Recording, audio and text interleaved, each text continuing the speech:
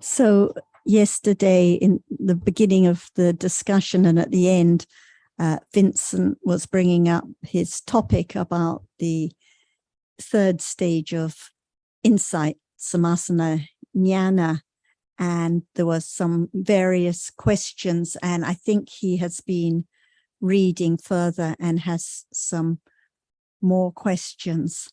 And one point that I'm interested in is because it talks about the Kalapa Samasana.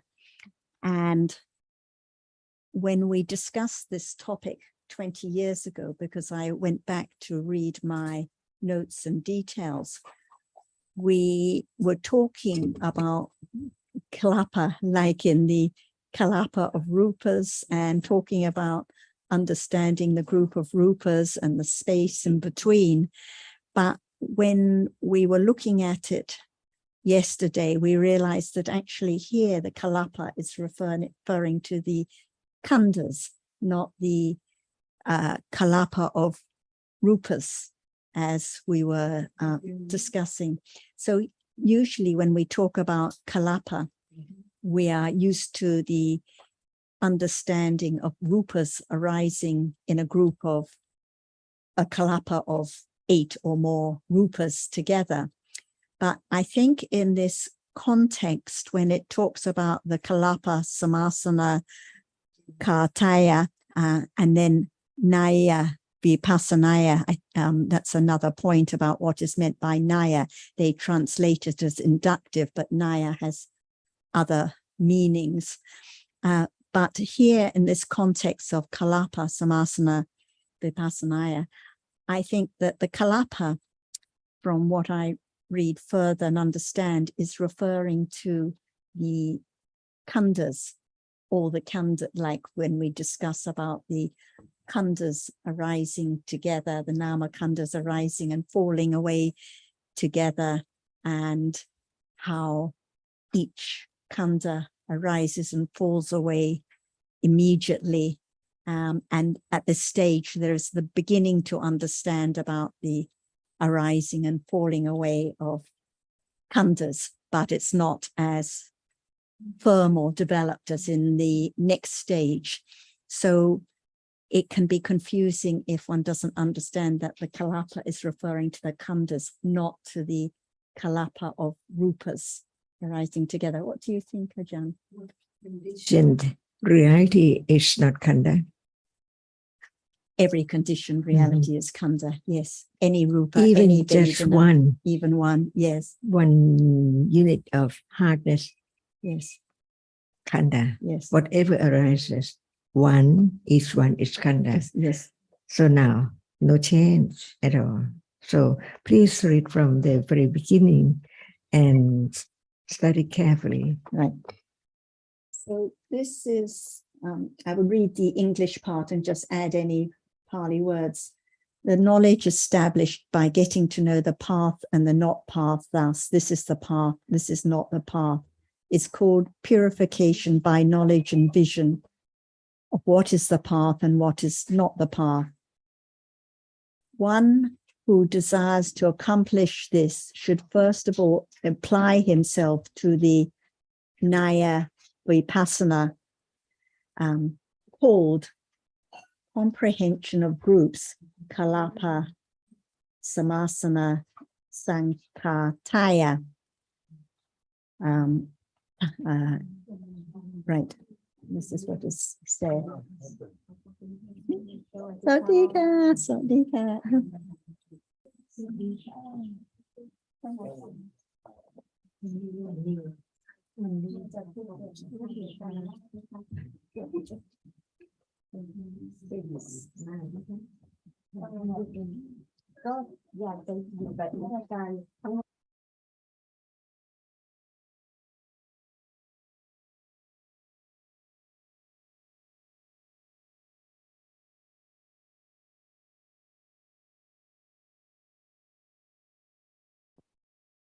Vincent, carry on because he has more detail on this. Word by word.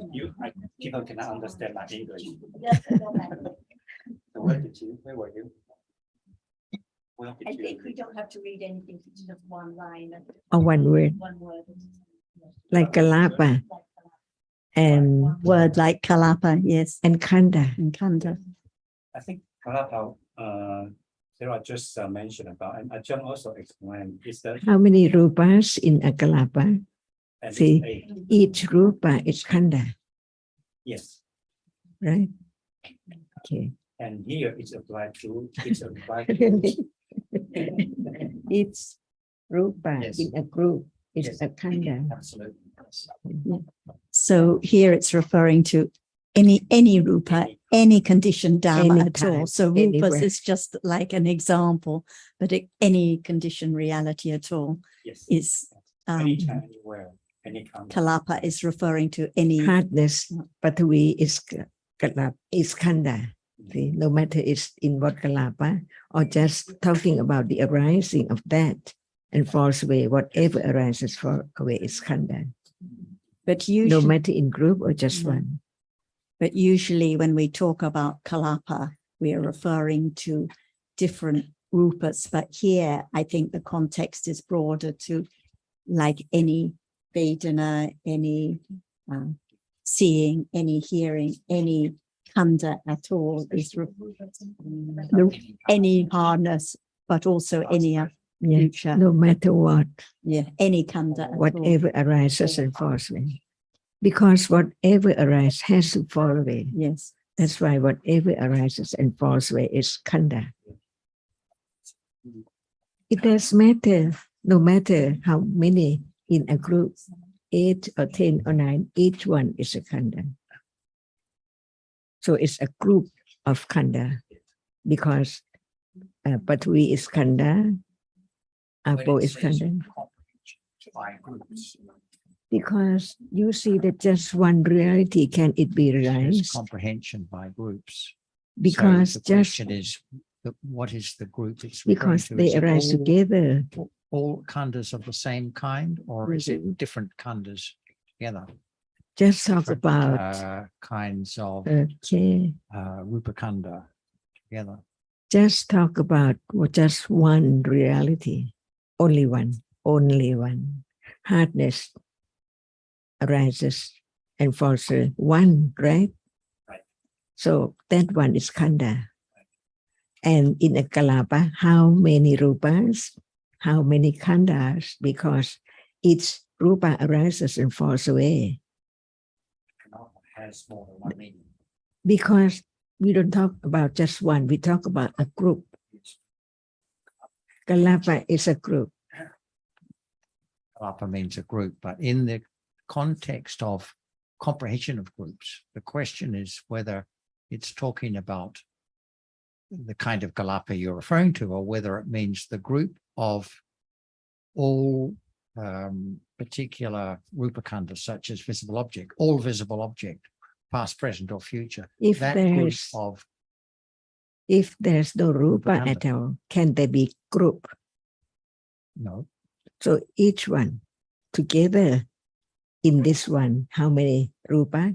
The other group, how many rupas? See, different number of rupas in different group. What about each Vedana? Because usually we don't talk about the Vedanas, they don't arise together in a Kalapa like the Rupas do, different Vedanas together. But in this context where Kalapa is referring to the Khandas, then even any Rupa Khanda only. Only Rupa Khanda? For the word Kalapa. For the Kalapa, But for okay. the other, the Nama, for Nama Khandas. So when together. So when it talks about Kalapa.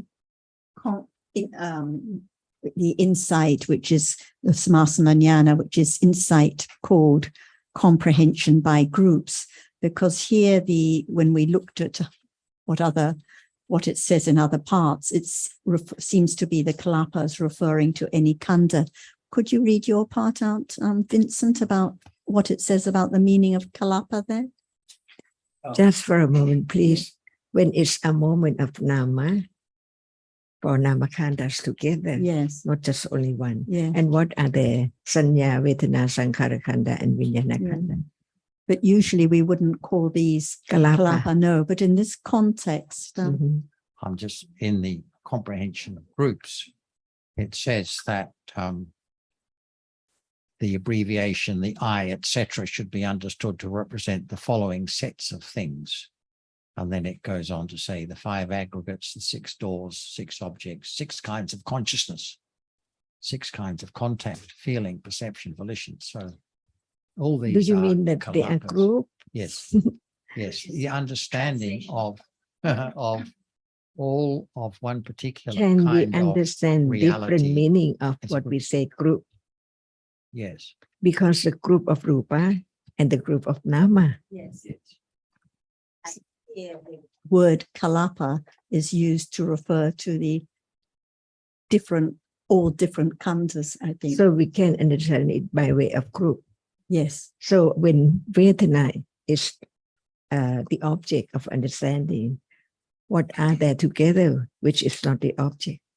Just like when hardness is the object, what are there in the group? The other, the Mhm. Jita and the Yeah. Jetasikas together. So in this context, kalapa even includes this. Just meaning. understand the meaning of Yeah. it. Do you want to read out your passage? I can read this footnote, but this footnote probably not the original text. It's the translator's opinion, maybe.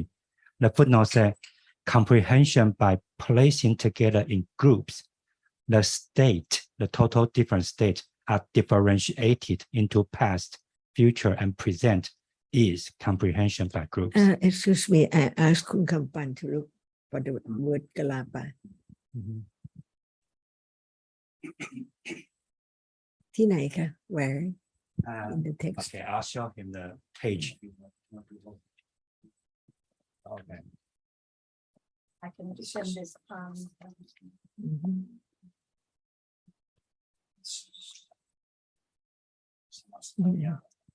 อยู่ไหนคุณคำปันมันไม่เห็นหน้าเลยไม่รู้อยู่ไหนกระเถิบมาหน่อยได้ไหมคะถ่ายสิ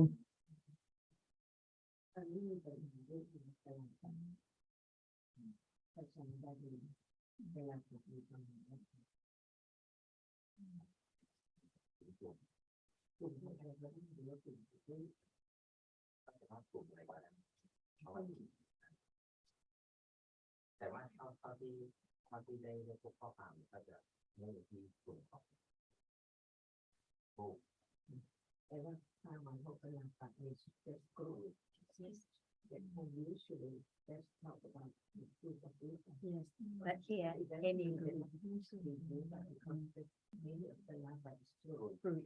Yes. This is what our point was. So any group of khandhas, yes, not.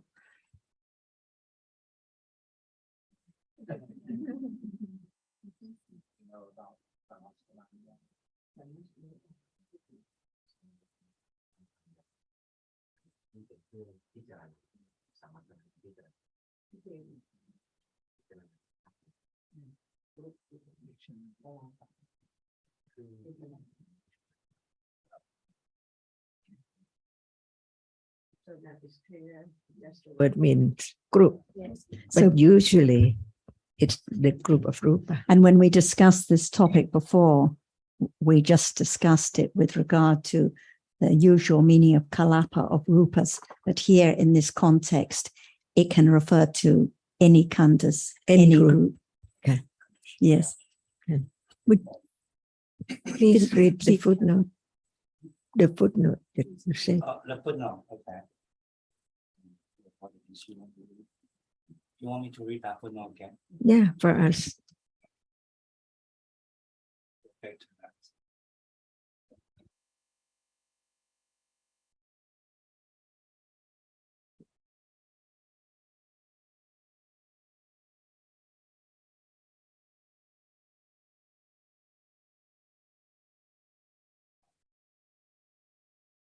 I couldn't find it. It should be the beginning. Oh, that's another footnote. Yeah. Oh, here. So what I read before was comprehension by placing together in groups, total, the state that are differentiated into past, future, and present is comprehension by groups. It's in a footnote, right? That's a quote from the Patisampita or? from the commentary to the Visuddhimagga. The Tika. Oh, Yeah. okay. So it's Tika, yes. It's an elaboration of It the meaning. says placing together in groups, states. The So state. that's the Dhammas. Yes, that's mean a mental state at different moment, past, future, present. That's what Ajahn was saying. Just I'll read the paragraph 16.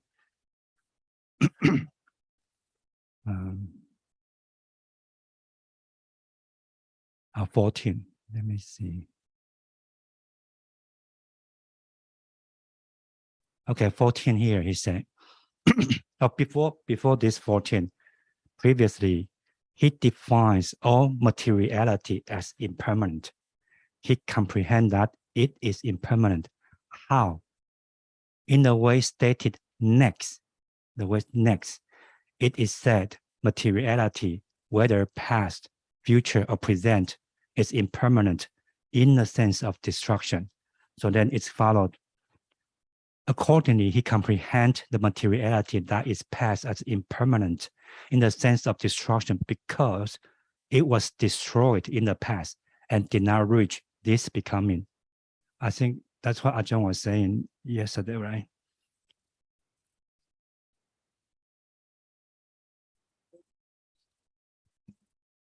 So now understand from the very beginning, whatever arises is conditioned to arise and then fall away. Only one at a time, right? Sound, just Yes. sound. Right. But they cannot arise by itself, only one. Right. There are other conditioned realities arising together. Right. No matter it's the rupa or the nama, the group of rupa, the group of nama. Just understand in that sense, they cannot arise just alone. Yes. They arise together. Ajahn, you just give a perfect example of what follows next. You were talking about sound. That's external sound. Does not pass on Not to the internal any sound. external or internal, any, just any. Yes. Okay. That's the summary. That's the conclusion from the No matter it's inductive outside insight. or inside, Yes. whatever is there. Just talk about one reality Yes. to understand what it's meant by a group. Right. Because one reality cannot be two together, just one. Right. Hardness is hardness, heat is heat, for example. Okay. So now understand each reality as it is, arising and falling away. Khanda, whatever arises, falls away, is a khanda. So arupa is a khanda. Sound is a khanda. Hardness is a khanda. Okay, no doubt about khanda, right? And they arise together. We can say in group or just they arise together. It's understood that they cannot arise alone. And now just one group which arise together cannot be directly experienced at all. Is that right? So that becomes the word nimitta. The succession of the same reality arising and falling away appears as seeing sees now, but many moments. Right. And even at moment of seeing, there is not the vijnana khanda. There is also 7 cetasikas arising together in group. We can say that a group, and there are many groups, right? So this is the Just meaning of kalapa in this Mhm. context. The Jita and Chaitasikas are rising together, the rupas are rising together, any rising together, and that's how it is here or there or past or future, always arising together. Okay. And excuse me. Yeah. And when there is no understanding of the truth of this, we take the nimitta, the arising and falling away of the word of reality, appear as not just only one, but the nimitta of one characteristic appears, like now seeing only appears as seeing. So how many moments of seeing? Nimitta. And not just seeing, because there are chittas before seeing and chitta after seeing. But what appears in the world must be only 6 ways, while there are so many other reality arising together, but they do not appear at all. So now, no doubt about one reality, one khanda, and in a moment when it's only one group, how many reality are there? Like seeing now, there must be feeling another khanda together, but they do not appear. So we understand another meaning of group. Many realities arising together. Yes. And since now uncountable groups of nama and rupa, because we understand each one that it seeing cannot be feeling, cannot be sanya. So understand what it's meant by group at that moment arise together, right? And now the many groups of group, just one group, and there are many groups of seeing, right? And what can be known is only one reality at a time as nama, rupa, parichesiyana. No understanding of many groups as they are. Realities cannot be changed at all, exactly right now, but only panya is sharper and sharper and clearer as now.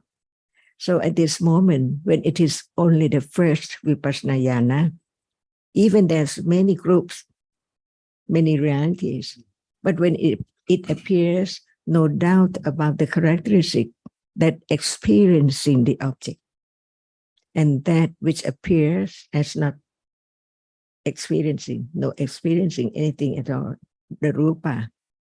That's why no doubt about the distinction between the nama and the rupa. In group, even there are many groups, uncountable, but the group do not appear as how many groups, but they cannot be only one group. Many other groups too appears as the characteristic of nama and the characteristic of rupa. Yes. And okay. But Ajahn, at this stage, yes, nama rupa paricheda has attained.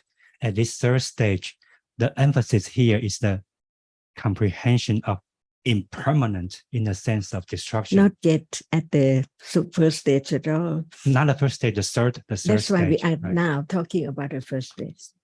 In order to continue to the higher stage, if we don't understand the first stage clearly, the higher stage cannot be known at all. So now at moment of nama rupa parichesiyana, what appears, see, no one can imagine how great wisdom Buddha had attained, and the other who follow the path can experience such states.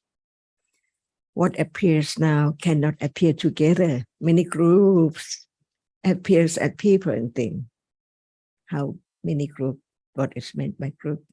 So just like now, when it's time, condition to appear as it is as no one, because vipassana yana experiences the nama and the rupa, nobody at all.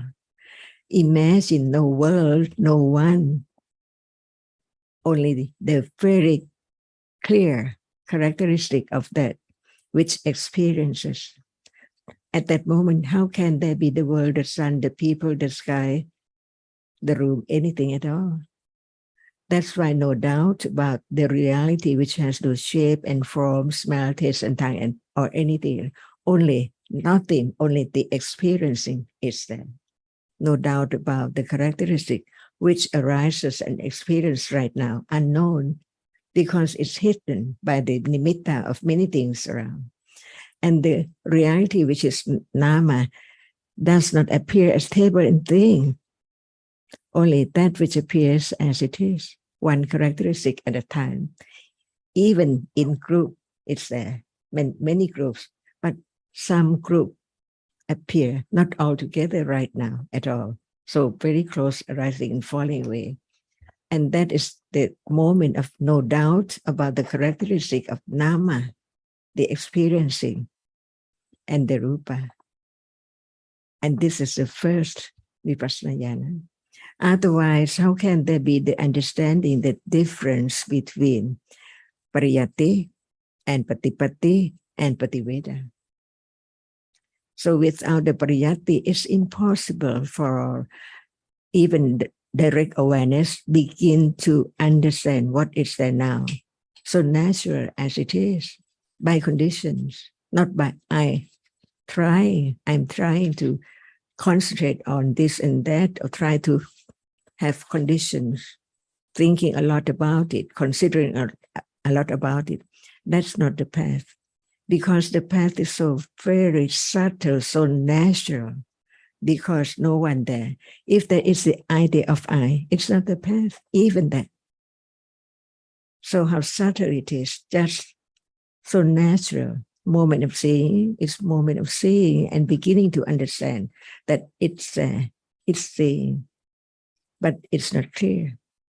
Just developing the understanding of seeing right now as it's seeing, it's real, that's all.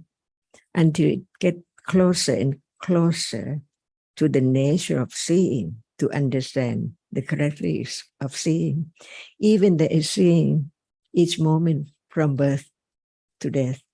It's not known as it is. No understanding of it without the intellectual understanding to condition moment of direct awareness with direct understanding. Begin to understand it. What is there is the object of understanding, no selection. And how long it will take to let go desire, doubt, attachment, wanting, craving, hidden, that it's there all the time. That's why right understanding before it can let go the idea of self, how great it is. Not just thinking, considering about the group, about this and that, but it's the moment of directly experience a characteristic. And it is nimitta of that characteristic. So this is the first stage. How many stages ahead?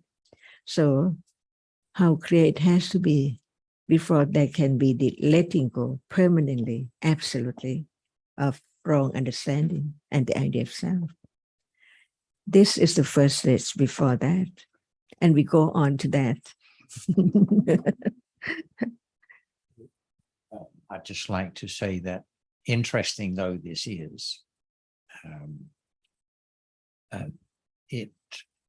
what you're wanting to get to the bottom of is the meaning of groups in this context, and you have a particular idea of what that means. You like to present the passages that support that, but can we analyze a text in a group setting like this? I'm not sure that we can discuss the Dhamma generally, but Well, what this issue in this discussion. what does the group mean? That's just one of the part of the question. But the question was, what's the significance of this stage of insight?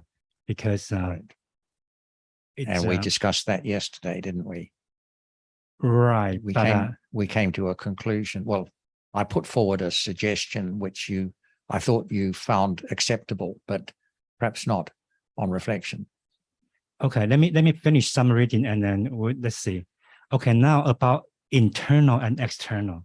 So sorry, you're reading from paragraph 14, right? Right.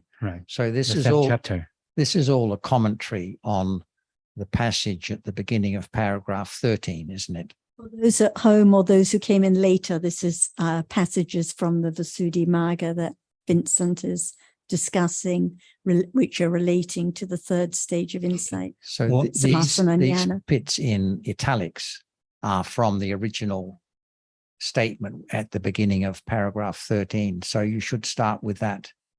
I should start. Yeah, I read the conclusion of paragraph 13. No, the beginning. I should start from beginning. Yeah, because that's the important bit. That's what all this here.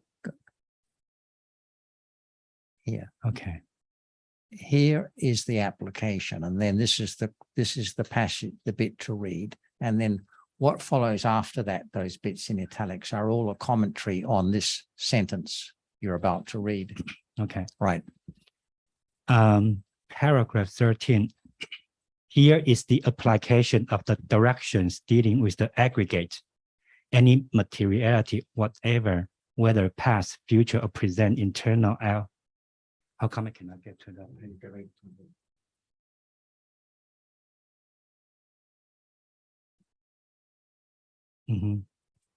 Past, future, or present, internal or external, gross or subtle, inferior or superior, far or near. He defines all materiality as impermanent. All materiality. Yeah, all materiality as impermanent. But this is a generalization from his particular experience, because he said all materiality is impermanent. This is one kind of comprehension. And then the same thing is said about dukkha. So this is one kind of comprehension. He defines it as painful. That's dukkha. And he defines it as not self. That's another kind of comprehension. So three comprehension here. That's the common characteristic of khandhas. And then and each of those kinds of comprehension relates to all materiality, whatever. Right. That's why it's called inductive insight. That's why this stage is inductive. Okay. All materiality is a group, isn't it?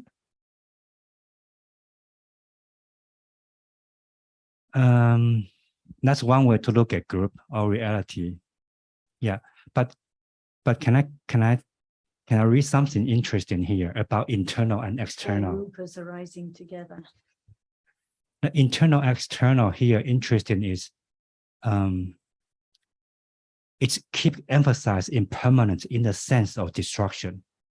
So the materiality is internal as impermanent in the sense of destruction, since it is destroyed as internal and does not pass on to the external state. So when they talk about internal and external, the emphasis is on the destruction, does not pass on to the other state. So the sound does not pass on to, yeah. So any group with sound arising together with other rupas in a group arises and falls away, no matter it's the group inside what we call the body or the group outside, no matter whether it's the group that arose and fell away in the past or will arise and fall away in the future. Any group at all arises and falls away instantly, and that sound and the other rupas arising together with it, each one has the characteristic of anicca, dukkha, and anatta. Each one arises and falls away instantly. And the nimitta of just one reality can be the object of understanding at a time. So it's just by these interior, exterior paths, it's just showing that any group at all, any group of rupas or any citta with accompanying cetasikas. Internal or external. Yes, here or there or last life, next life. Always the nature of citta and cetasikas arising together is to fall away instantly, to be impermanent, unsatisfactory, and not self. That's all. I'll just read the last one that John was mentioned about another footnote. I'll just share the last one. The comprehension by groups, kalapa, samasana, of chapter 20, which is simply generalization from one's own particular experience to each of the 5 aggregate as past, etc., as a group. So group here really mean from the footnote, it seems to imply the group is past is a group, future is a group. I think you could say they're subgroups of the whole, because the group is all materiality, as we read for a start. And then it goes on to discuss other things, but then it does talk about the different instances But within that group. All materiality is a group, but that knowledge is inductive from the particular experience, from the generalization of past, future, internal, external, and then have that knowledge, all material, whatever, any materiality is anicca, dukkha, and anatta. That's how I read it. Well, I think as we discussed, that the understanding regarding the past is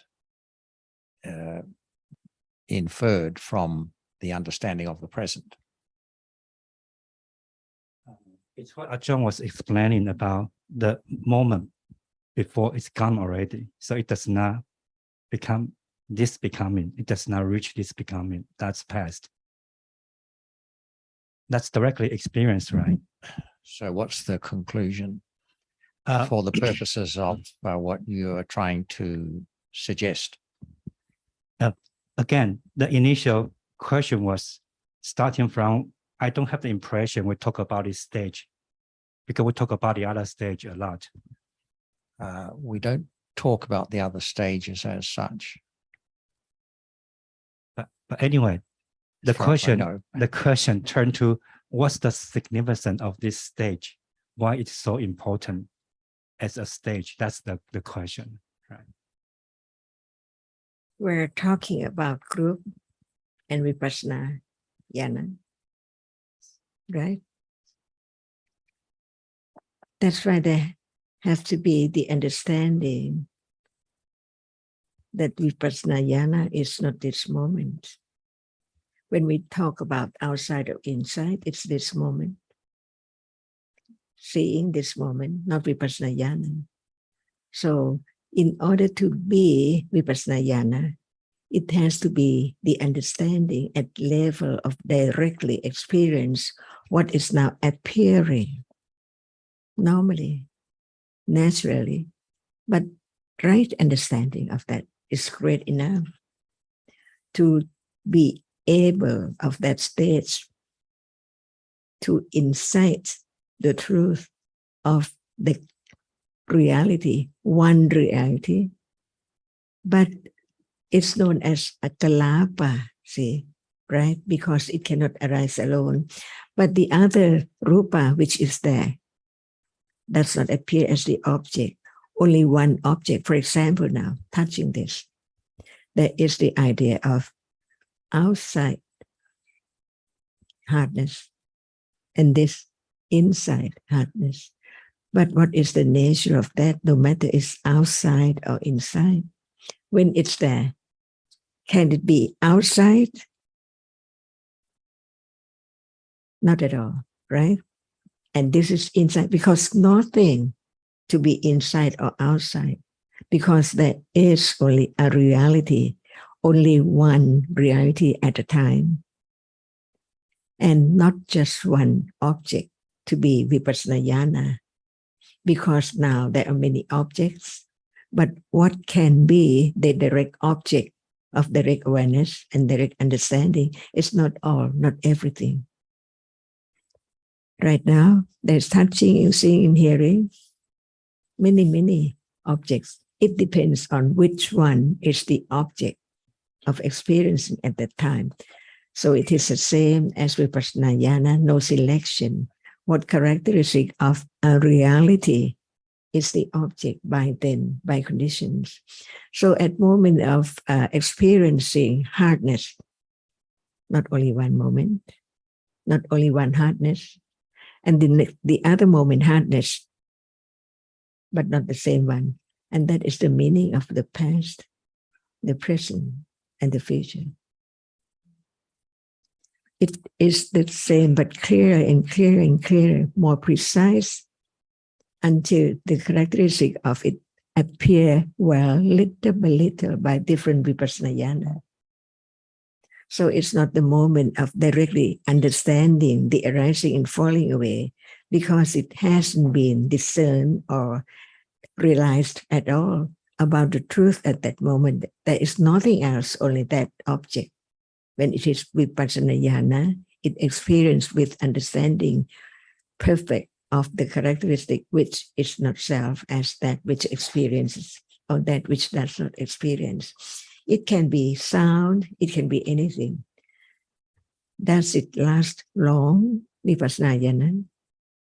So very short, because thinking of this moment, how many moments, and the moment of conditioned moment to realize the truth is there. Not like now, because it's so clear, but it's so natural. That's why by then on, from then on, it applies the experience to any moment in life after that, because it understands the truth, but depends on conditions, the accumulation of ignorance, attachment, and other akusa so much that it hinders the progress of having more, of remembering the experiencing so clear. That's why vipassana is not parinya. Parinya is the application of the realization of the nama and rupa to whatever in life, naturally, by conditions. So there is the understanding of one's own accumulation, how much ignorance and attachment ever that moment is realized, but it so comparing to the high one, it's so very little, the beginning only, to directly experience the nature of nama and rupa. But what about thinking of nimitta and clinging to nimitta arises so soon after, on and on and on, covers up again and again.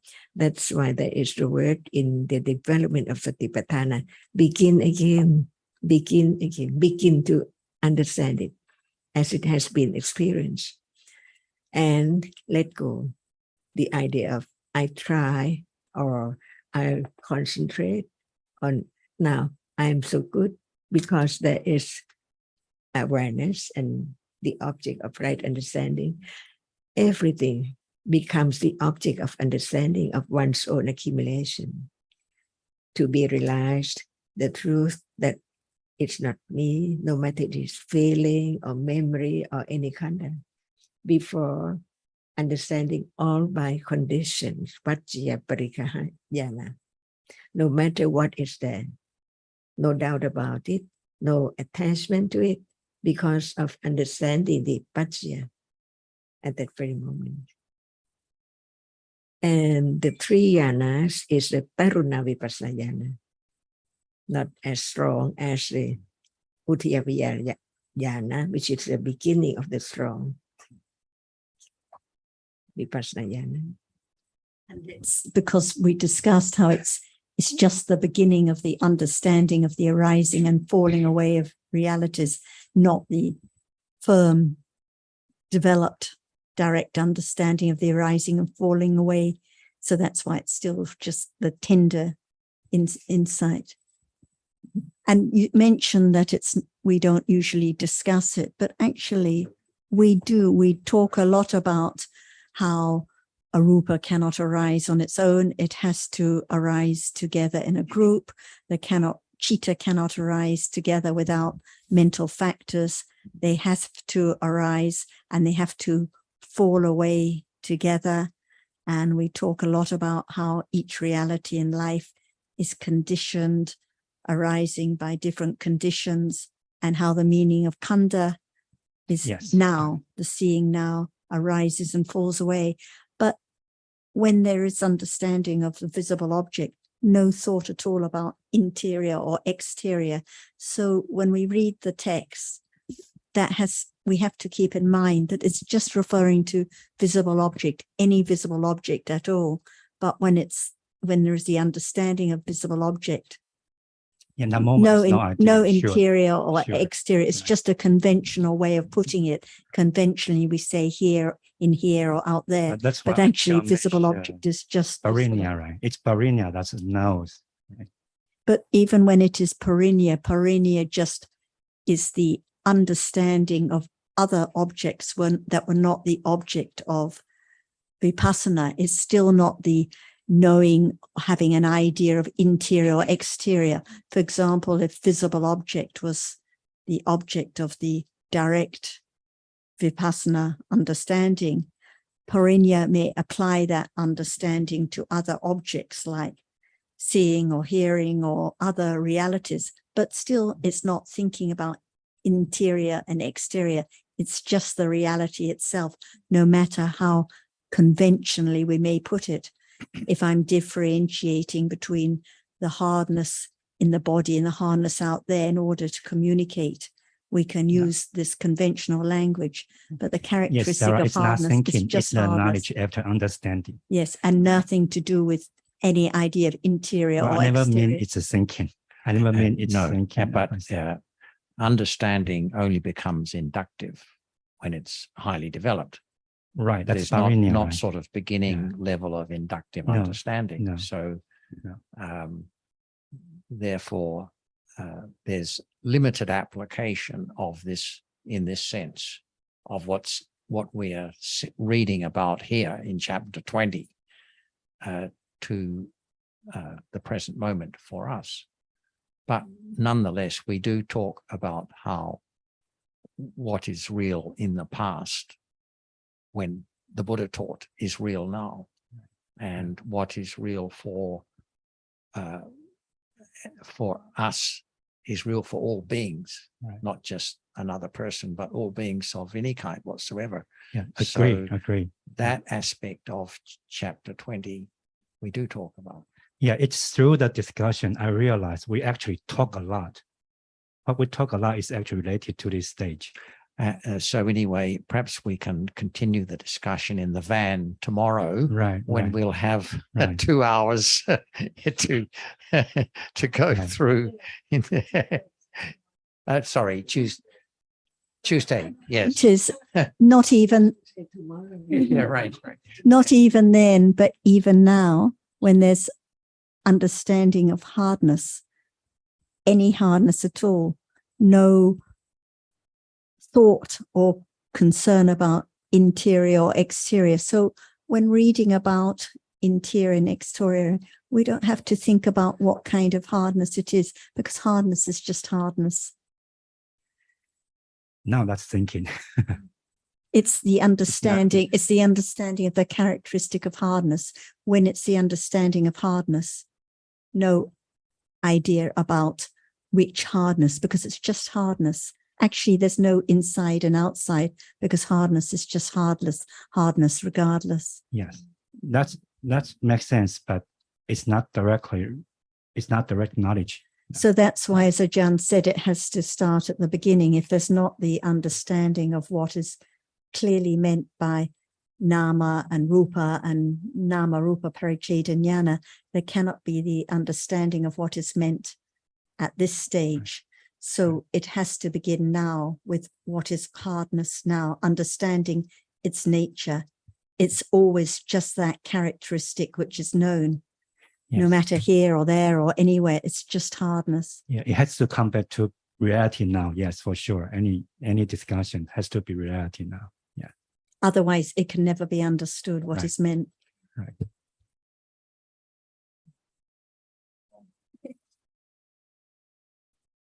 Would you like to bring, Geng mentioned that there was some misunderstanding about his question yesterday, because I think that when he was talking about in the eye door process and whether it's the same in the ear door process and so on, I think what he was referring to was attachment that might arise in the eye door process, and he was wondering whether it is weaker or stronger than other kinds of attachment. Is that right, Geng?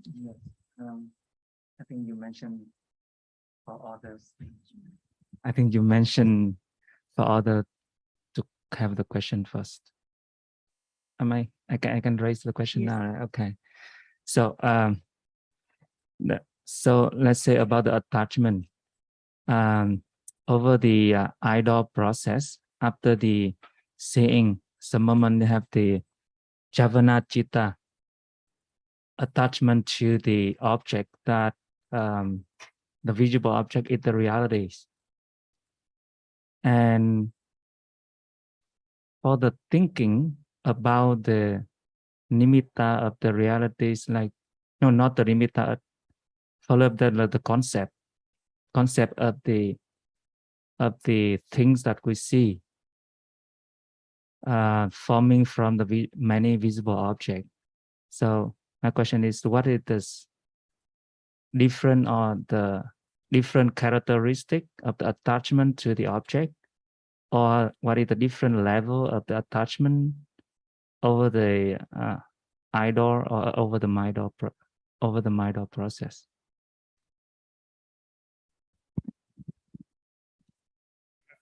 Different. Well, there couldn't be a difference in characteristic, could there, between the attachment through one doorway and the attachment through another, because attachment just has the one characteristic, like all dhammas.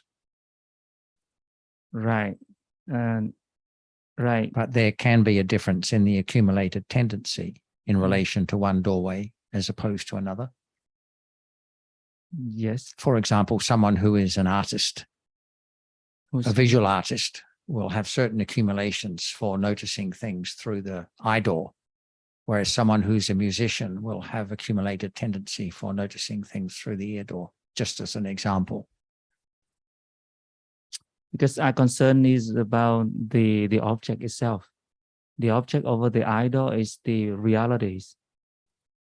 And the attachment in the idol process is the reality as well. But over the idol is just the concept of what you've seen. Right. So that is the question. So there could be different accumulated tendencies in relation to those two different objects.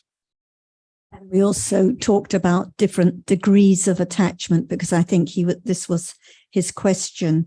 So before the discussion, we had a chat about how so quickly after the visible object is seen now, or so quickly after the hardness or softness is touched, there can be attachment instantly, but completely unknown. So we talk about the very subtle kinds of attachment that aren't known, that we call asava. So it's so subtle, not known at all. But when there is thinking more and more about what has been seen, about the impression of what is seen, the colors, the details, the image, the name, the person, then the attachment can be stronger and stronger, because the tendency is accumulated on and on, quite different from the very subtle attachment that arises instantly after the visible object is seen. Okay. And what's the significance of this issue for you? Not actually the issue, and just considers, because I just differentiate between the object of the attachment is the realities, and the other is the concept. Yes. Yeah, right. So they are quite different. I think Sarah just mentioned about asava. I think that's the point. Yeah. I just want to say hello to those who are at home, and you've been patiently listening. And Cindy, Anne, Azita, Pina, we'll see Alberto in a couple of days. So I'll ask Cindy, Anne, Azita, Pina. Good to see you. Do any of you have any topics or anything you would like to bring up? Azita does. Go ahead, Azita. I want to know how the Lokiya Dhammas, how can they be related to realities?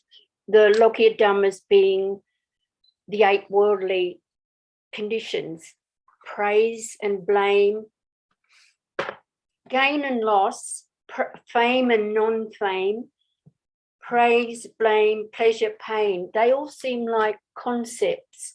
How are they? I'm wondering, how do they fit in with realities?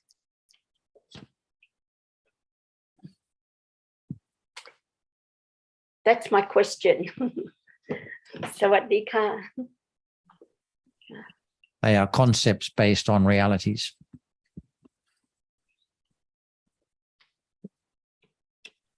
Yes, can you elaborate, please? Well, praise and blame, for example, they are, we all know, we all have an idea of what praise means, but it can come in different forms, can't it? Yes. It can be, for example, it can be verbal or non-verbal, right? Yes. So it's not, there's no direct correlation between a particular conditioned reality and the concept. But nonetheless, the concept is based on realities. Has to be, like all concepts. Right. Okay. Not the particular conditioned realities. Yeah. Okay. Yeah, I guess I was thinking, you know, like you've taken praise and blame. So if somebody praises you, that's sort of like, yes, it is a concept. Somebody's thinking that I'm good. So, but it you bring it back to what's heard, and then thinking about what is heard. That's what you mean by then it becomes conceptual. Is that what you mean?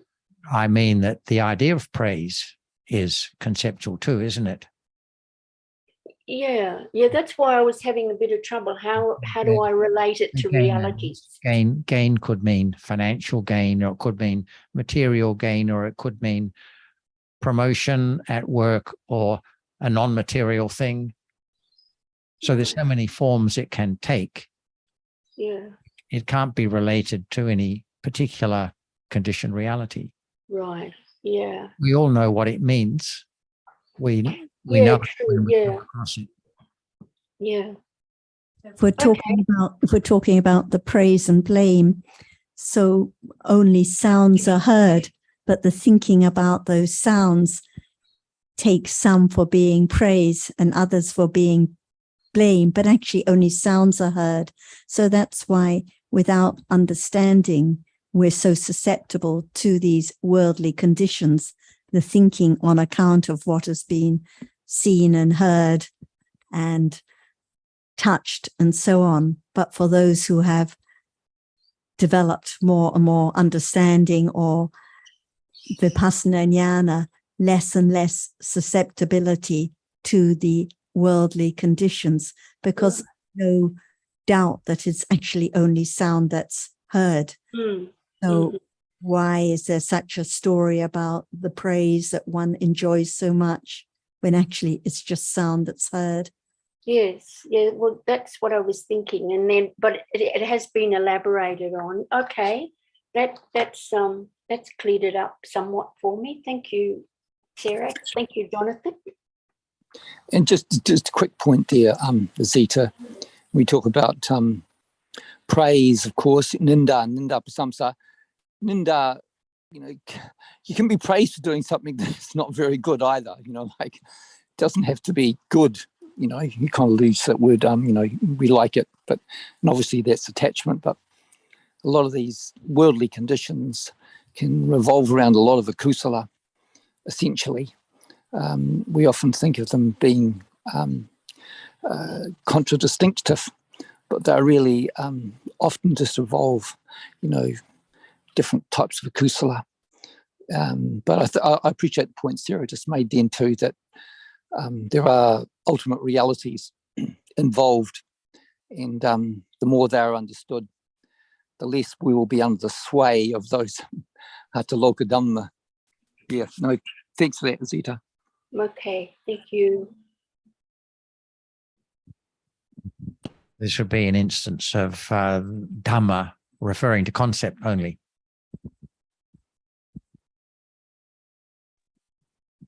Can you say that again, please, John?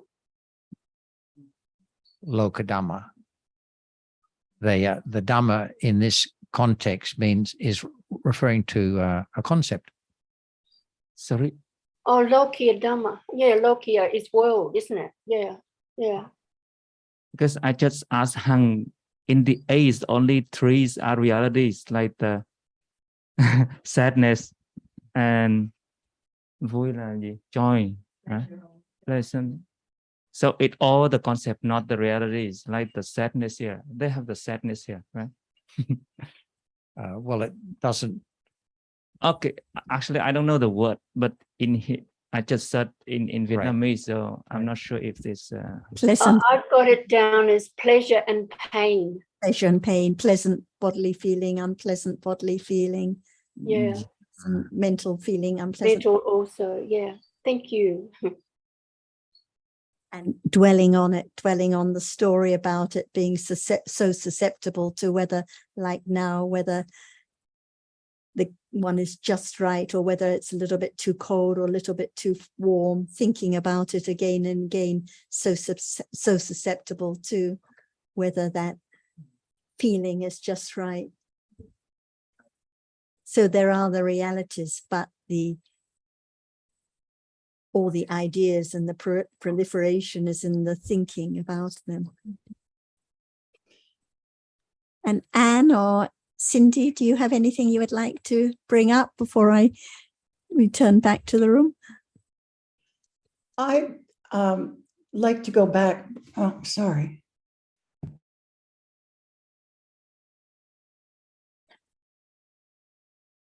Can you hear me now? Carry on, Anne, carry on. Okay, sorry, I got my mutes and unmutes mixed up. Jonathan, you and Azita were just talking something about I guess the discussion of praise and loss or whatever being Praise and blame, Anne. Praise and blame. Mm. praise and blame. That was, you said something about both being concepts. Praise is a concept. I gather blame is too. And is what exactly did you mean by that, Jonathan? Well, there's no conditioned reality that is known as praise. There's no conditioned reality. Yeah. known- Yeah. So they are concepts because they can take many different forms. Yes. Still, it's going to go back to, in the case of, I guess, hearing praise, spoken verbally, it'll go back to sound. Everything comes back to conditioned realities Yes. in one way or another. Okay, so this one, because when you're looking at some of the other Lokiya Dhammas, I'm sorry, I'm not remembering the others now, but with the praise and blame, there is no, you're right, the praise is. Yeah, well, that was what I was just pointing out, that there's also pleasure and pain, or Yes, okay, Fame and non-fame, Yeah. or fame and disrepute. right. Like- Yes, sir. Yes, sir. And the other one is loss and gain. Yes, so it's pleasure and pain that are do Dhamma. include specific, but it's not limited Yeah. to specific realities. I'm sorry, Jonathan, what? It's not, Not I limited. didn't hear what you said. I said includes, but it's not limited to specific realities. Yeah, that's true. Okay, thank you. With Thank you. regard to praise and blame, someone may be in the hot seat during the discussion, and some people may take it like it's praise because they are able to discuss the Dharma, and it's like a kind of praise that it's worth discussing and the core topic because they can appreciate it. But someone else may think that it's like blame because they don't know the answers. So it's just in the thinking. Actually, there are just sounds heard, but it's taken by some to be praise and by others to be blame, but just sound. Or pain. Exactly. Okay, thank you. Thank you. Thank you. Cindy, anything you'd like to bring up today? Could you unmute Cindy? We can't hear you. So pleasure and pain, are they concepts? Sukha and dukkha.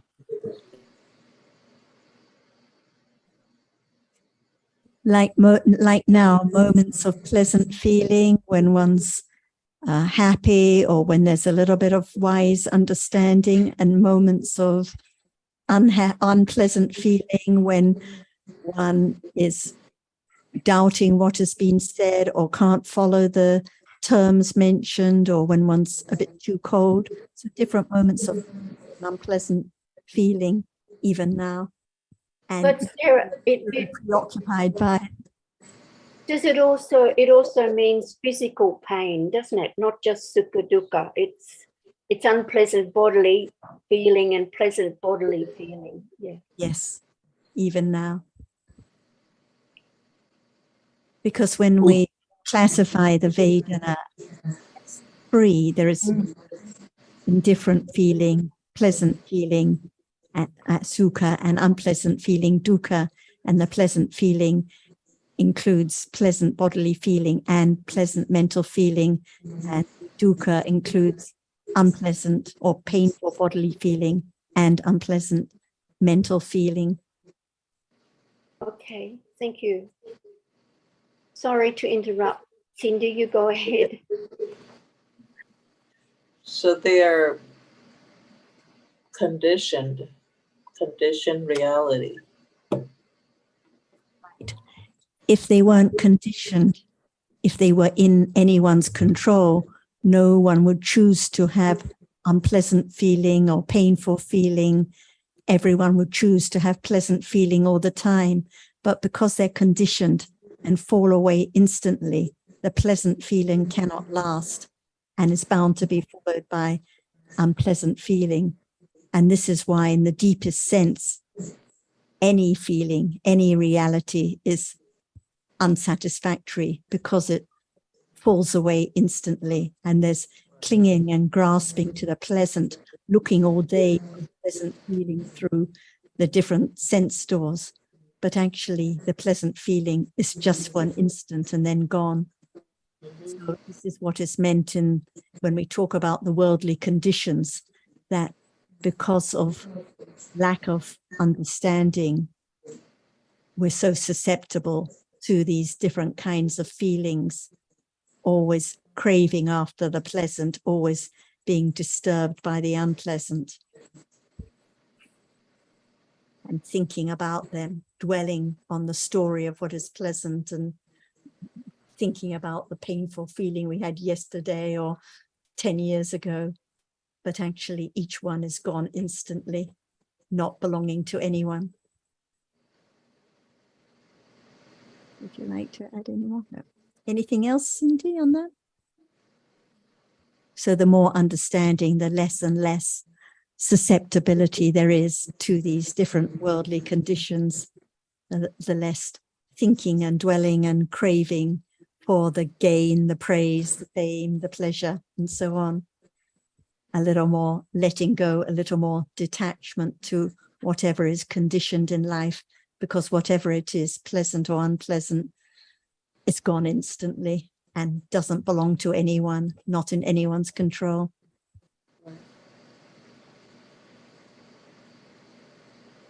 And how about Tim or Mia? Do you have anything you'd like to bring up today?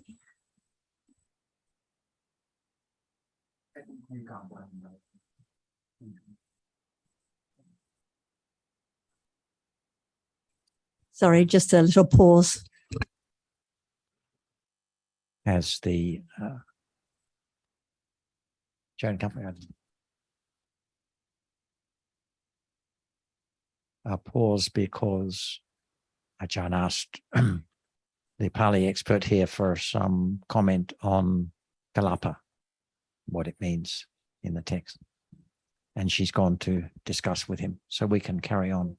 just mention, because when we discussed this particular topic of the third stage of insight, about when I discussed it with Ajahn about 20 years ago, we were just referring to kalapa just in terms of the rupas arising together in a group. I think Sukhin might remember. But now when we were reading last night, we realized in this context, it refers to any group of dharmas arising together, not just the rupas. Dream or Tin, would you like to bring anything up? All right, Dream is ready.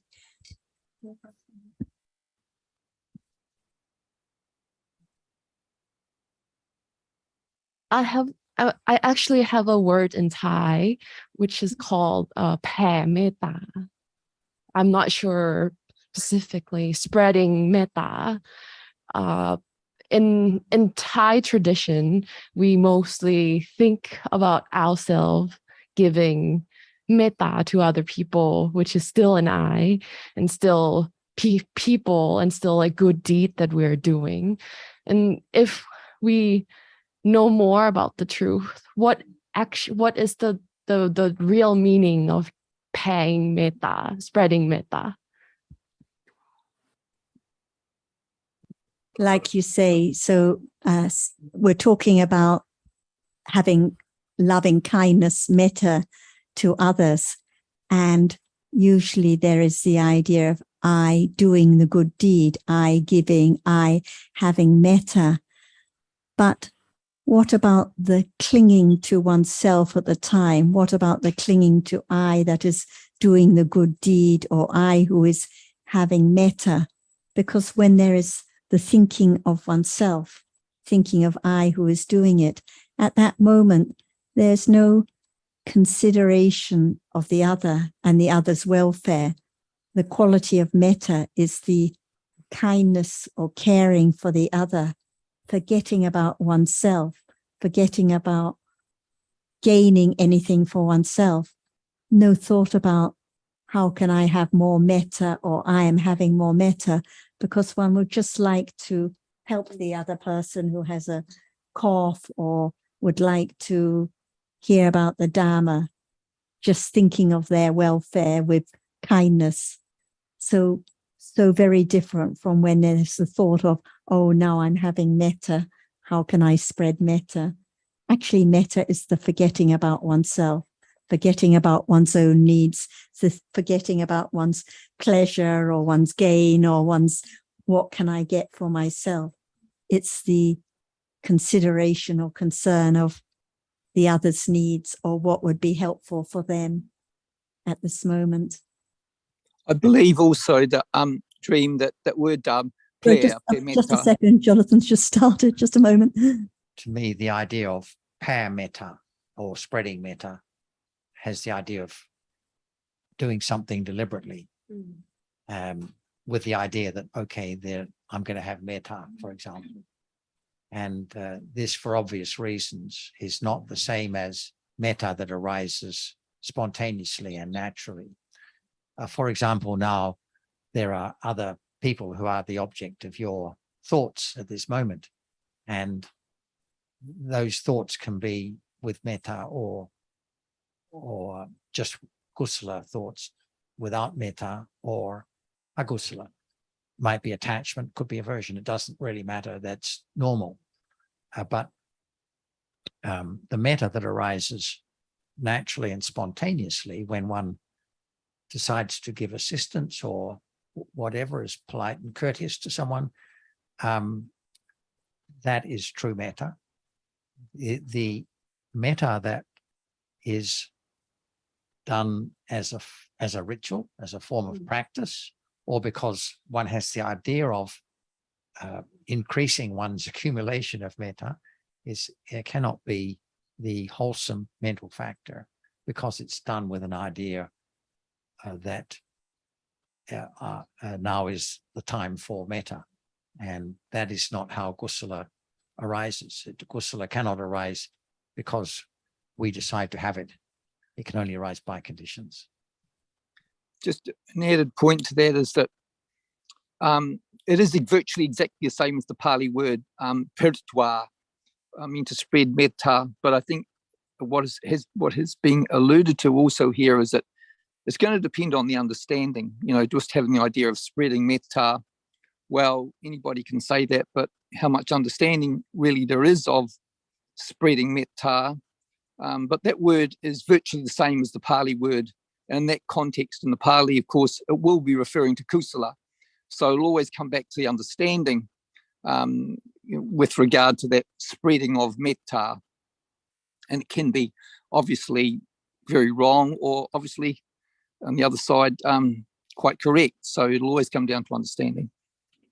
And of course, if metta has been developed by natural accumulation and by the appreciation of the value of kusala, and that kind of kusala in particular, if it has been developed to a certain level, then it is possible for metta to be extended in the way that one sometimes reads about. But that is the description of metta that has been developed to an extremely high level already. It's not it's not how we should think about metta for ourselves. As for us, Would you like to have metta, or would you like to spread metta?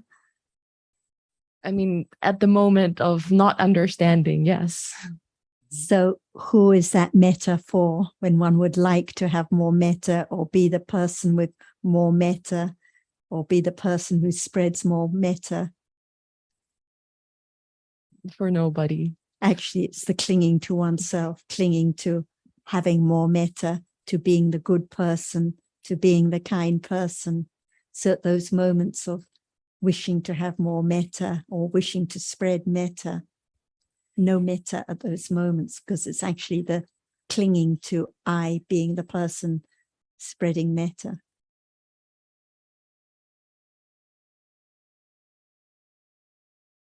And it's the same with if one would like to be the person with more understanding or be aware more, this is what conditions wrong practices.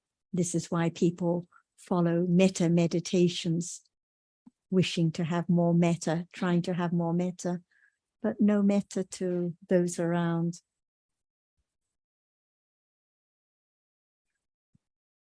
there is an occasion for metta at any time another being is the object of one's consciousness, but that doesn't mean there can be more metta than there is in one's life, because it's limited by the accumulated tendency and other things. But if one appreciates that as kusala and is able to distinguish it from attachment, which is the near enemy, and so forth, then there may be conditions for it to be recognized when it arises naturally in daily life, and that is the beginning of its development. Does metta falls into the category of kusala? Is it the same thing? It's a kind of kusala, because at that moment of kindness or care for the other's will, no clinging at that moment, no aversion, no being disturbed, no thinking of oneself for those moments. But as soon as it's the thinking of oneself or wishing to be the kind person or wishing for some acknowledgement of one's kindness, then the akusala follows so quickly. But the moments of metta can only arise with the kusala, the wholesome chittas, without attachment, without aversion, without ignorance at those moments, with or without understanding. And the person who understands about the development of metta realizes that it doesn't mean one has to change one's conduct towards people. It will have its own effect naturally, I suppose, but one can't have more metta by acting in a more friendly way to people, that is not what is meant by metta. So perhaps if I understand more, but that's not my accumulation to have metta, even though I understood more of the Dhamma, I might not show a sign of being a nice person or. Yeah, I mean, even one can refrain from saying some unkind words out of, or harsh words out of metta for the other consideration for the other person. So it doesn't manifest in any way that's apparent to the rest of the world. That doesn't matter. It's a question of the mental state only, not the bodily act.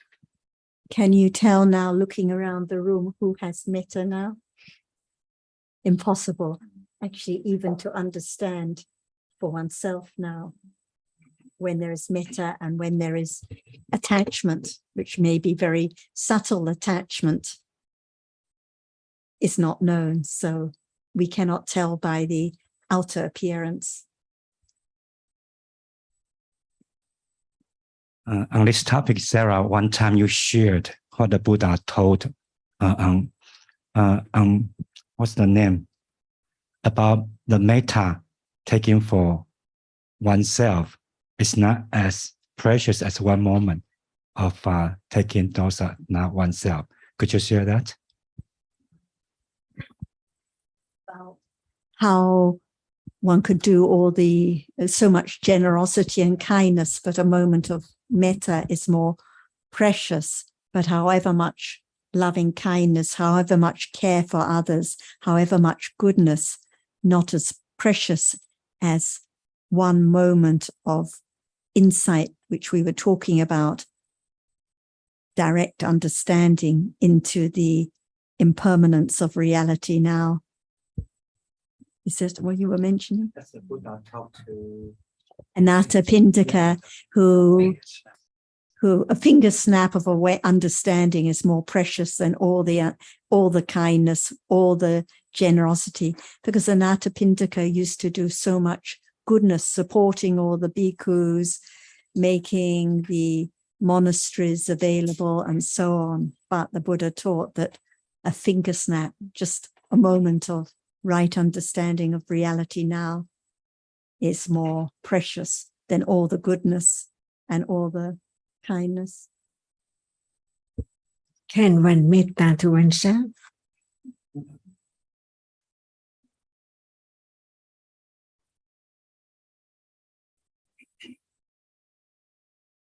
I'm not sure, there was something that you mentioned that in the question that maybe it just sounded like that. Because when you were sharing that sutta, I was very impressed, because I think you were saying even a moment of knowing dosa is not mine. Now it's much, much more precious than all the metta taken up for my. If there's so much metta, but it's all taken for my metta and my goodness, then okay, there is some metta there, but the moments of understanding that it's not my metta, it doesn't belong to anyone, whatever reality arises now, is not self, is even dosa. Even when dosa arises, understanding dosa as just a Dhamma, just a conditioned reality that falls away, is more precious than all the goodness, if there is the clinging to it all as my goodness.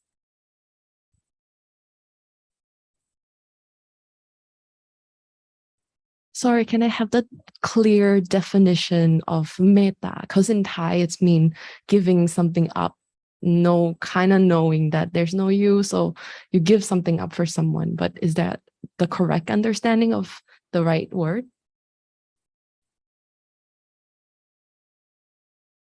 I believe it means wishing well for the other person.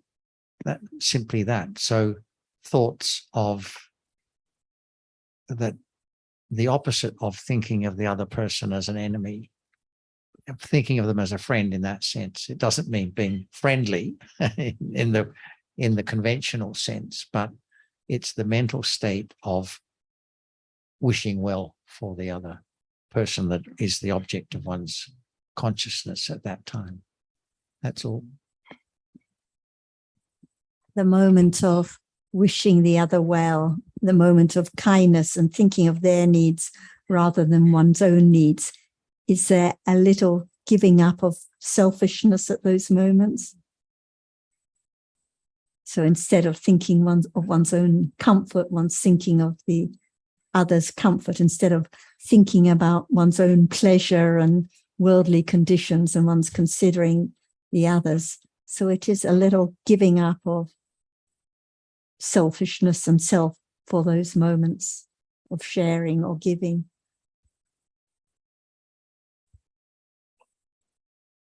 We have metta for all of us now. In order to understand metta, see, it's a reality. It's conditioned to arise. So now many people, they have metta for all of us. This person, that person, and consider and concern. Is it up to my accumulation? No, I mean now. Now I'm to just understand metta, whether it's metta or not, or whether there's metta or not. It has to be this moment with many people around. They have metta for all. I'm just hungry right now. So See, that's why we have to understand each moment as it is. And in the absolute sense, no one at all.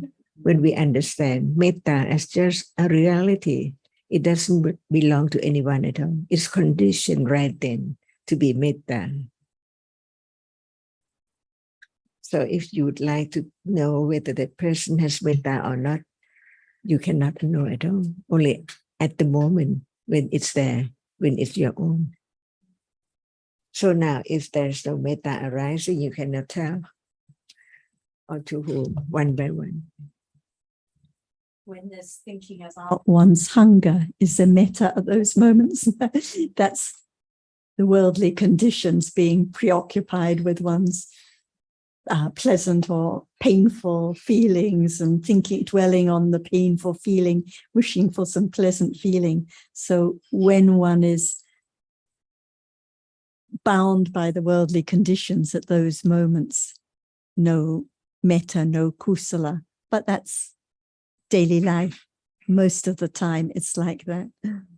So there be metta right now.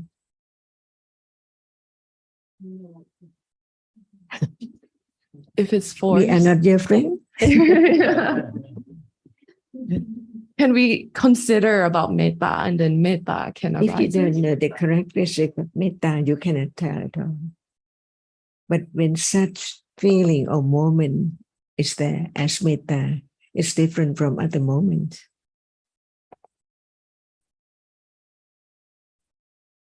Or we can change the word. Do you like convincing? Like metta or attachment. Maybe attachment. That's why to be truthful to the truth. It cannot be told because it's gone away instantly as soon as it has arisen. Is there friendliness to those on the screen at home or other people, or just to particular people like your father or your brother, just wishing to help them? Then it's not metta, because if it's metta, anyone that one can share with or show kindness to. So if it's just this person but not that one, then it is attachment for sure. Friendly to her, see. She might be thirsty. Yeah. Friendly to those sitting at the back of the room on the floor. Yes, John, the metta is no selection. But that definition, it's No matter I sit here or there, right. Jacket is there, different Right. direction. Yes. But in the perfection leading to enlightenment, the talking about a definition, which Jun was asking about the definition of metta, and in the approximate cause, we talk about a characteristic is promoting the welfare. Its function is to provide for the welfare, or its function is to remove resentment. Its manifestation is kindness. Seeing the agreeable side of beings is its proximate cause. Even though it has no selection, but the proximate cause mentioned about seeing the agreeable side. Could you explain about? Oh, that can they be metta? The metta has no selection, right? No. Otherwise, is it pure metta, or you have attachment, some level of that person that you know? What about to stranger? Right. And the one as your friend? Usually there's attachment. Yeah. That's why when one has developed understanding, it conditions metta. Right. Dhamma is Dhamma for all. Right. Not my kusala. Mm-hmm. It's not as dangerous as his kusala or hers kusala. Right. Or akusala. That's paramis. Well, I think it just means the same as thinking of the other person as a friend rather than an enemy. So there's no thought of animosity or whatever. So just like a brother, or treating other people like a brother or sister or a fellow human being, some general thing like that. I don't think it means having to find a specific point of agreeableness. No. But if it happened to see the disagreeable side, then there's no proximate cause for metta, right? And if one sees the agreeable side, this friend is so kind and so good. What about the attachment? So the attachment is a near enemy. It can be the proximate condition for attachment too. Yes. Thinking of the agreeable person, and so that's why it depends on the understanding right now when it's there. Okay. That's the definition you were looking for. You were asking for the definition of metta.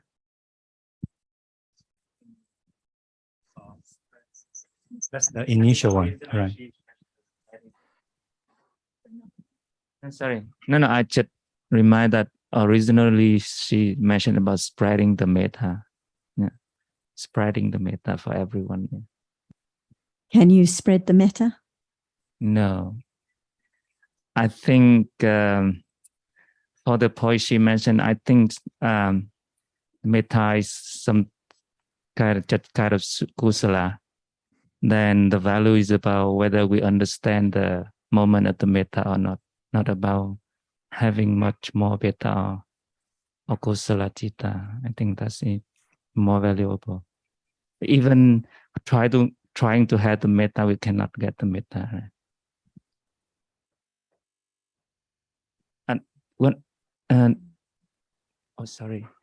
Can metta and karuna arise together? When there is karuna, what is karuna? Just asking Hang, that is about caring care of the others in the difficulties.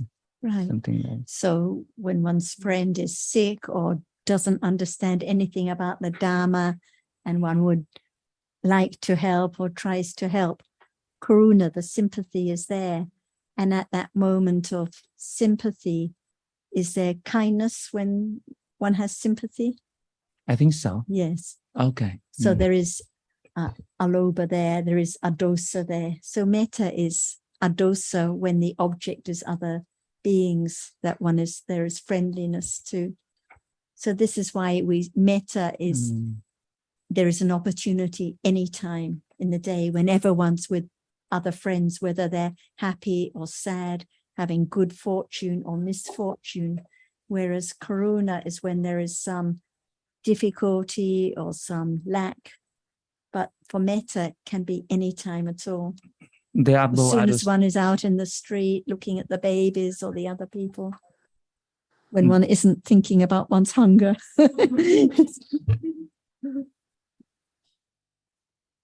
They are both adosha. They are both adosha. I mean the metta, the adosha, right? It is a karuna also the adosha. I mean the citasika. Adosha. Adosa. I mean the citasika. Metta is adosa cetasika. Karuna is its own cetasika. Oh. There is a cetasika, a karuna. So different quality, different characteristic. But metta is adosa cetasika when the object is other beings. And the joy in others' good fortune is also a cetasika. But upeka, the equanimity to other beings, is tatrama jatata cetasika, upeka cetasika. When, though, you can say that when karuna arises, there will be there the adosa cetasika, though. It has to be there. Even though karuna is seeing the difficulty of the others, but for the highest level, we imagine the Buddha's karuna. Even someone happy has a conventional success. In ignorance, he still has the karuna. So the difficulty, deepest sense is ignorance. For any being right? at all, right? Right. Like even now when we're happily discussing Dhamma together, but so little understanding, so much ignorance. So it can be the thinking with karuna about the misfortune that there's so much ignorance even now. Or in the Buddha's case, because he sees the unsatisfactoriness of every conditioned reality. So for every being in samsara, there is compassion.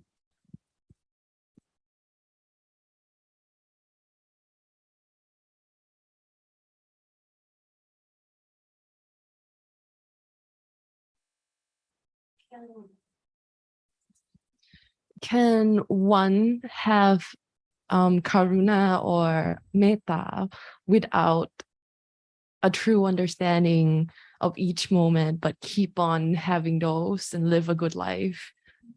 Do you have some friends or relatives who are very kind, always like to help other people, always go out of their way to take care of others' needs, even though they have no interest in studying the Dhamma at all?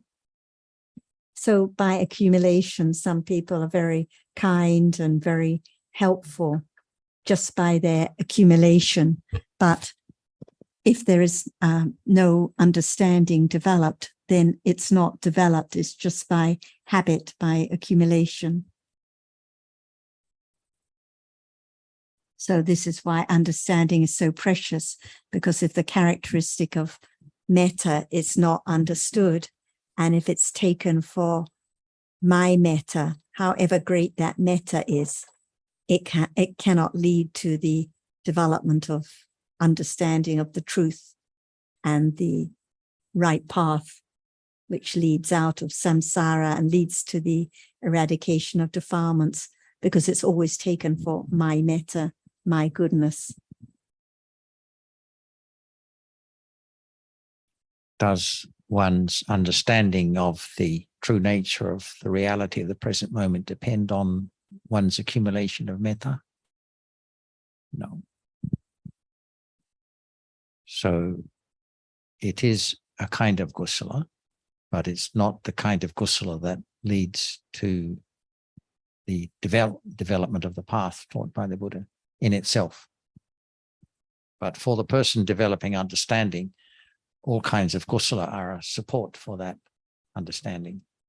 Can you name some example of a kind of kusala that supported the good understanding, the right understanding? Just understanding itself is the only kind of kusala. That understanding, I should qualify that because there's more than one kind of understanding, but understanding of the true nature of present moment reality accumulates, and it also leads to the goal. But the understanding that is associated with understanding about the other kinds of kusala. For example, we've been discussing what metta is and how it's beneficial to oneself and others. So there may be some appreciation of its usefulness, but that understanding does not lead to the development of the path either. So the understanding that we call insight or satipatthana is the only kind of kusala that ultimately will lead to the eradication of all akusala. Ajahn often talks about the development of the paramis, the perfections. So metta is one of these perfections. So if it develops together with the right understanding of realities, it is one of the qualities that supports that development, because there is the letting go of attachment and there is the care for others, and this can condition more understanding if there is the understanding of it as not self. And the same with other paramis like generosity or truthfulness or renunciation of akusala. So just not having strong anger is not a condition for understanding. But if there is the understanding of the anger, if there is the understanding of the harmfulness of anger and development of metta, it supports the understanding, the letting go of all kinds of akusala, with the understanding that it's not my kusala or akusala, not my metta, not my anger.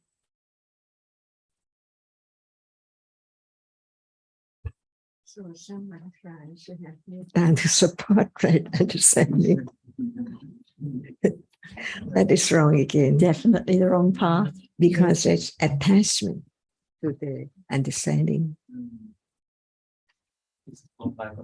Whenever there's the idea of having more metta or wishing to have metta or wishing to give to support the path, wishing to be more truthful, wishing to renunciate evil, completely the wrong path, not the development of the perfections that support understanding.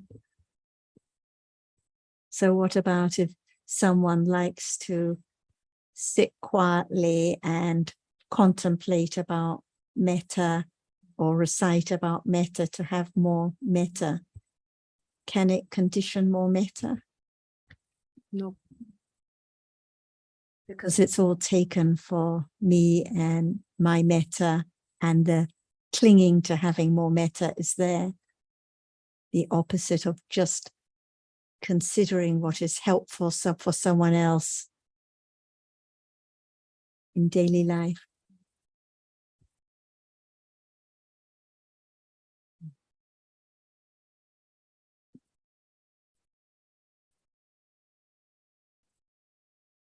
Sorry.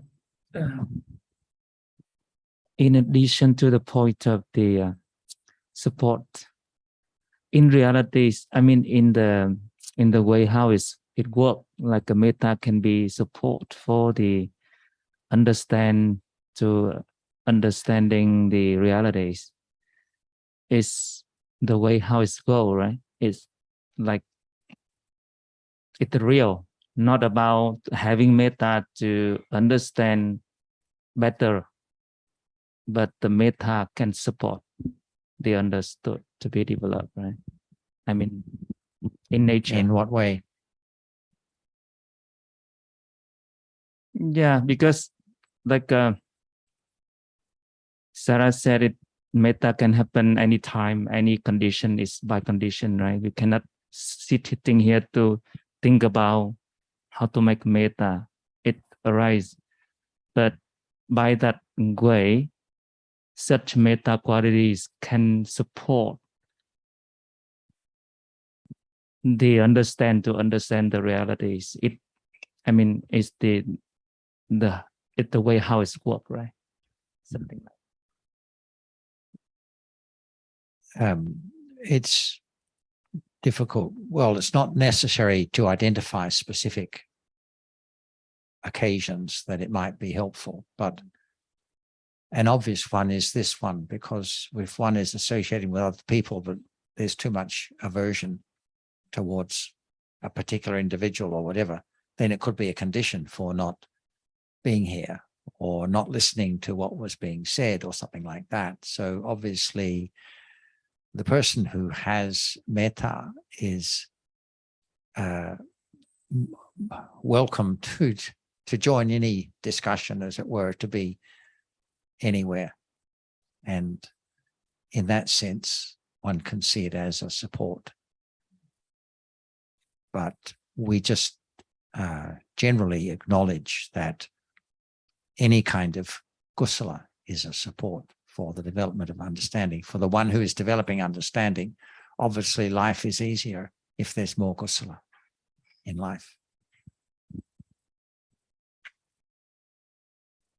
On the other hand, it should not be thought that akusala is a hindrance to the development of understanding either, because that is not the situation. Because there can be awareness of akusala just as easily as there can be awareness of kusala. So one should be wary of, as it were, thinking that the more kusala, the more there will be understanding. No. Yeah.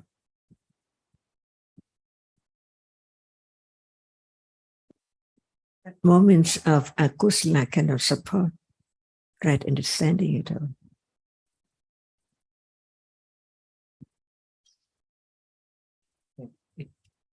It can be understood, but it cannot support the right understanding too.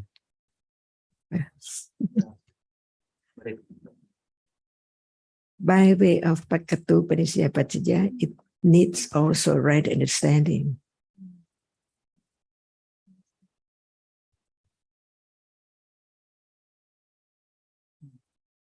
I think Jonathan's examples were quite good.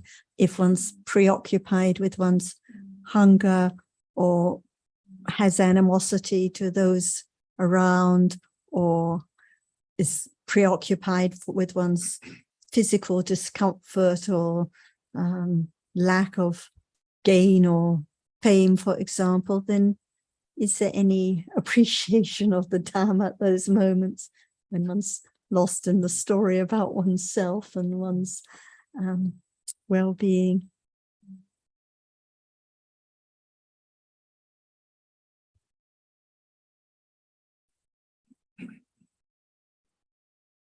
So listen carefully, consider carefully, otherwise one will have more akusala moments.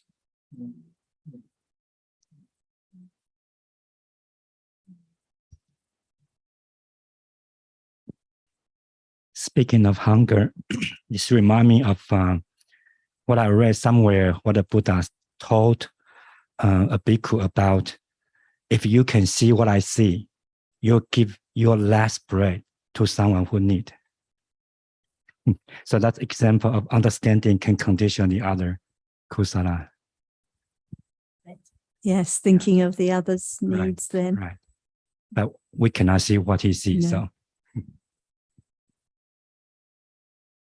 A question for Cindy. So Cindy, we're talking about different kinds of kusala and akusala, wholesome states and unwholesome states. And sometimes for some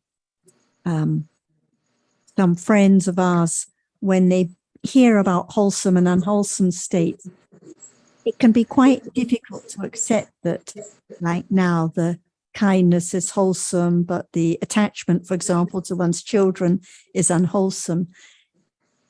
Any questions about wholesome and unwholesome? Or kusala and akusala? For example, if we talk about the moment of kindness as kusala, but the moment of clinging as akusala, is that clear why we say? Yes. Yes, it's clear. Because some friends of ours in Sydney, for example, say, oh, it's just a value judgment to say this is kusala and that is akusala. They will question it, whether we can say this. So that's why I think, as Jan was stressing, to understand the quality or the nature of metta, it has to be when it arises now. Otherwise, we just think about the story of when there is metta, like when you're kind to the stranger in the street. But what about at this moment? Metta or clinging? So it depends on understanding to know it, and it doesn't belong to anyone. We think of a kind person or a mean person, but actually it's just a mental state that arises and falls away instantly.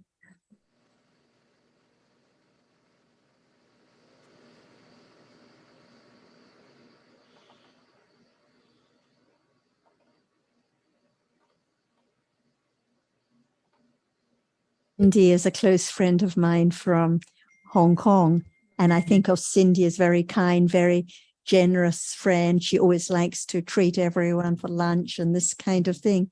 And I think of Cindy's kindness, but actually the kindness doesn't belong to anyone. It's just that reality which arises and falls away, because in truth, no Cindy, no Jan, no anyone, just different dhammas, different realities arising and falling away, nothing lasting at all. So it's the story one has of this person is this kind of person and that is that kind of person, but actually just different realities, no one there at all. But so very deep and subtle.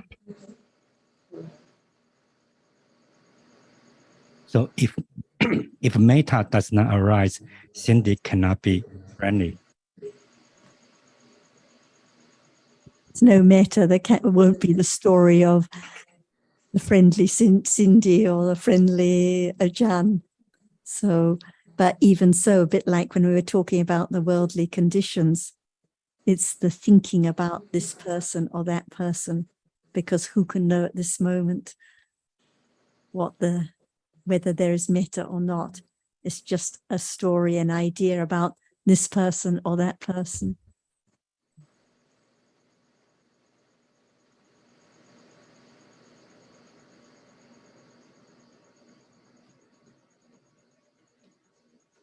Can there be metta to a reality? Metta to thinking?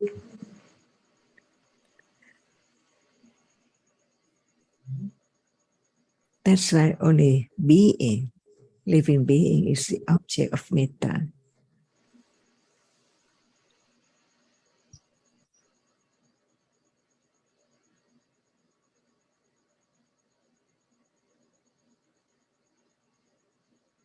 I mean, not for the trees, because sometimes people very care of this. Or not to Vedana Cetasika.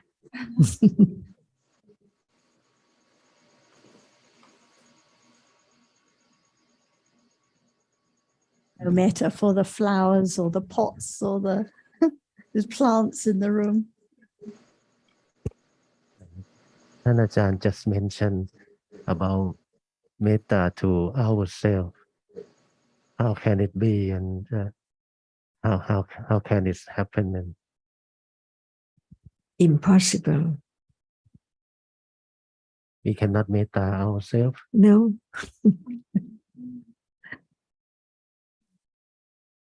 Ourselves is some kind of being.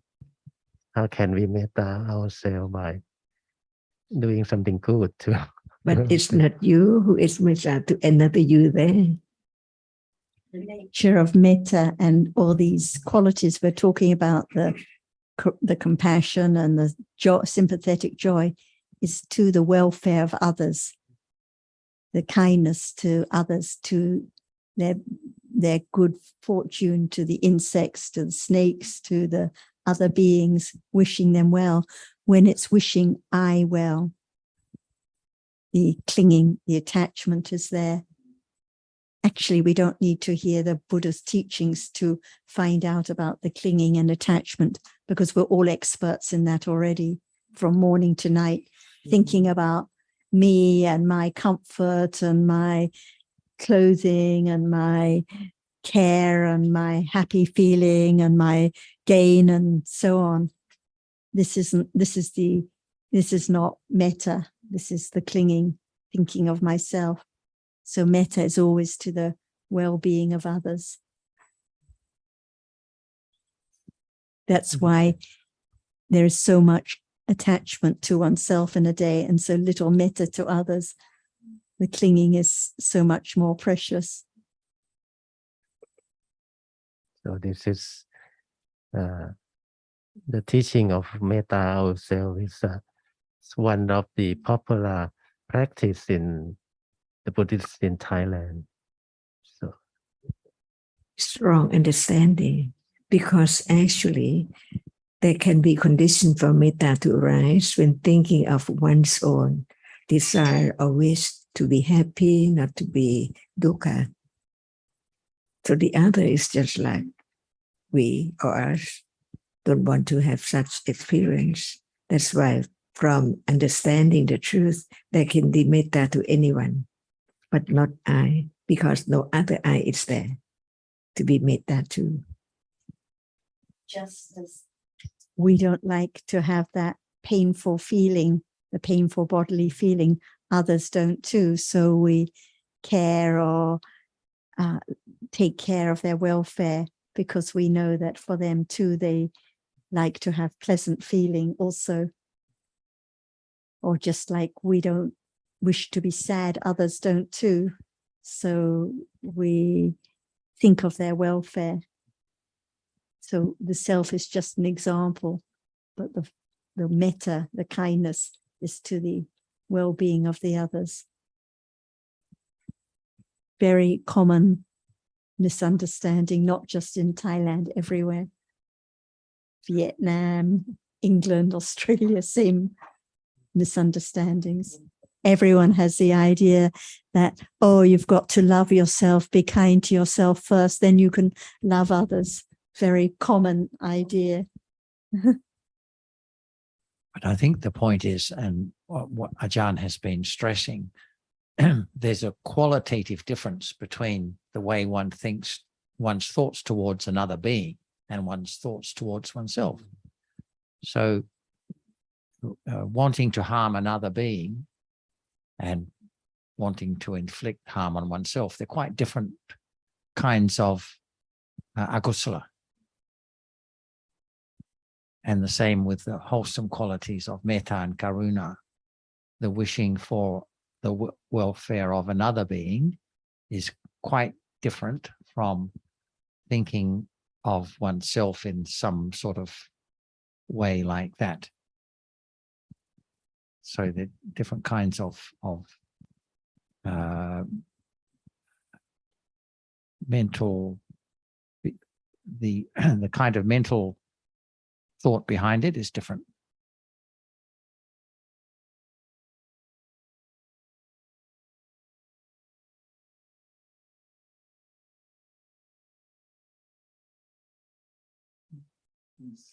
Mentioned about understanding whatever arises in our body. Because without understand our body, we cannot understand the other being, right? The suffering or whatever they need. Then it doesn't need to be understanding anything, but when, just as we don't like to have painful feeling, others don't too. So we show kindness or help when others are in trouble, because we know that they don't like to be in trouble, just as we don't like to be in trouble. So it's just an example. Or if they are stuck in the traffic, just like we don't like to be stuck in the traffic. So there can be friendly thoughts or kindness to the other drivers, because it's the same experiences we have. Just to add to what I said a minute ago, generosity towards another being is quite a different quality than being generous towards oneself. Not giving anything up for that. It's a good point. Can there be generosity to oneself, Jagrit? We can think in that way, but I think we can see that the mental state is quite different in those two cases.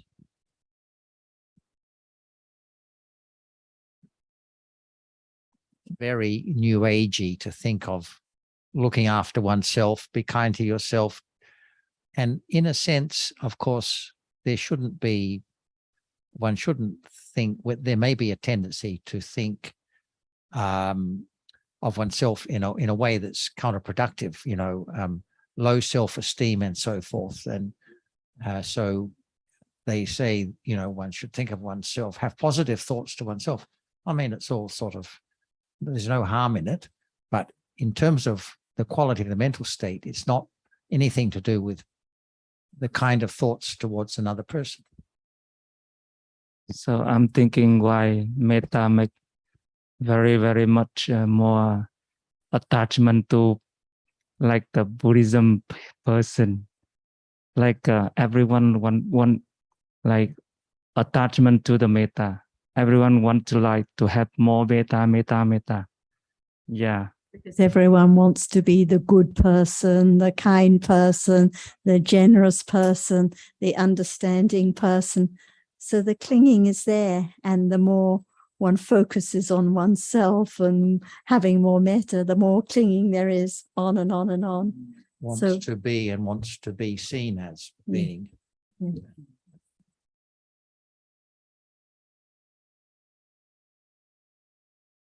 Okay, I think it's about time. So we'll have another discussion at 2:00 today. Oh.